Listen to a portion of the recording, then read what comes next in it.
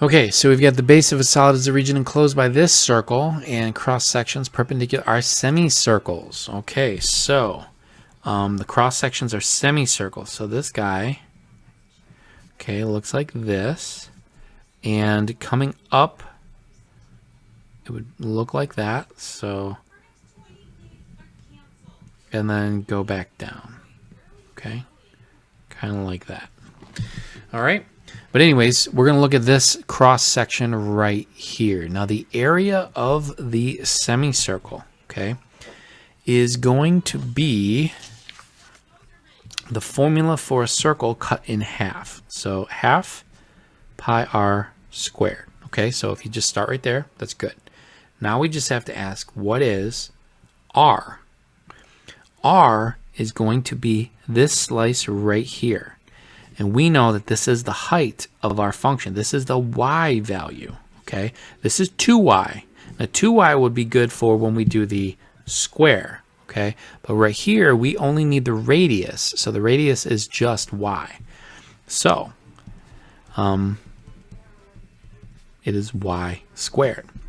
Now, what's great is that we actually do know what y squared is. It is moving this guy over here, and we will get the area equaling 1/2 pi 49 minus x squared. Okay. Okay, now we have squared this because y actually equals the square root of 49 minus x squared, but because we already know what y squared is, if we just move him over, we have it solved for. He is already squared. Okay, so what we're ready to do now is take the integral from this, and we can go from, let's see, we got 1/2 pi coming out, okay, and if we go from 0 to 7, we would have to multiply that by 2. We'll double it so we get this half, and something beautiful happens there. Those guys will cancel out. So that's great, okay? So pi is going to follow us along in our final answer, okay? So let's see what we get here. From 0 to 7, we have 49 minus x squared. And we've already taken care of those. They all came out. So yeah, this is great. But this is, yes, we are perpendicular to the x-axis, so we should have a dx. So we're good. Okay, so that actually was important to why I chose y instead of x. All right, so now we're ready. Pi. I know what you're thinking. You're thinking, Mr. Draper, don't we already know the answer? Because there's only one answer that has pi. And you would be correct. But you are going to have to show your work.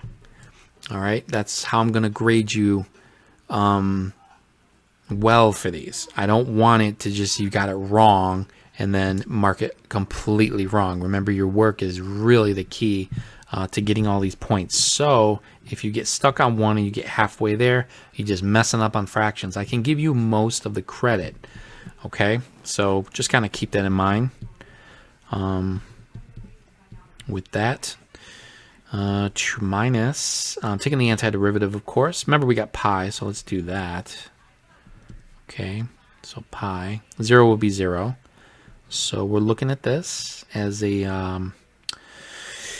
antiderivative, so 1/2, that's going to have to go up to 4. But if I'm going to take 1/2 of it, then what are we doing here? Why is that 1/2?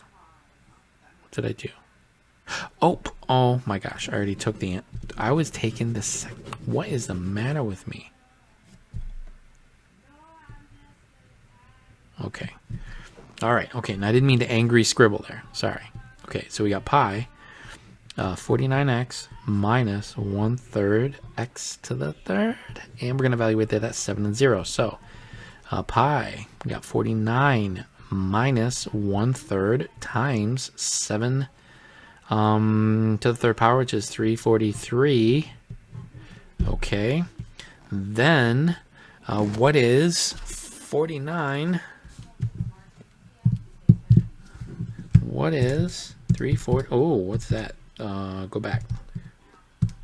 What is 49 minus 343 over 3? Negative 1/6. What's going on here?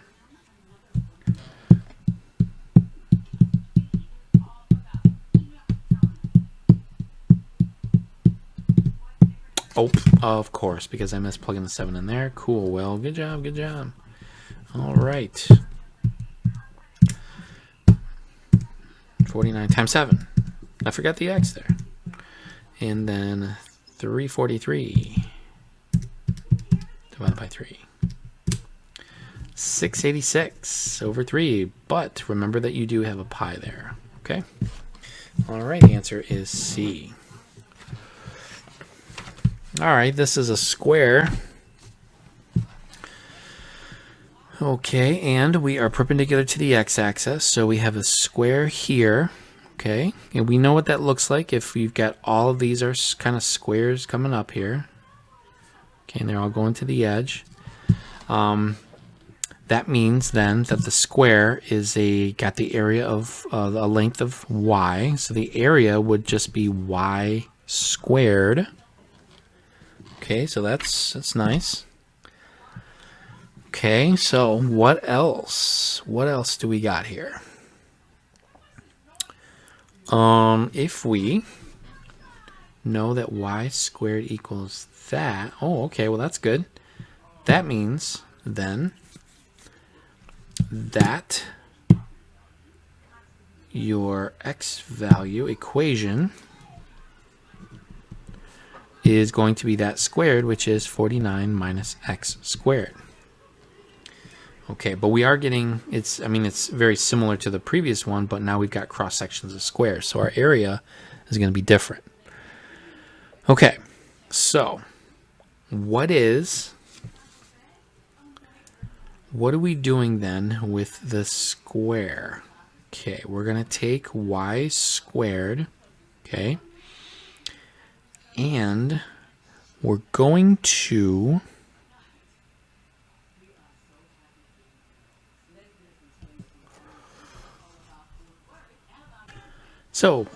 with this being the area, actually, it feels like pi should be a part of our answer, but it's not going to be, because this curve, the semicircle, is this equation, okay?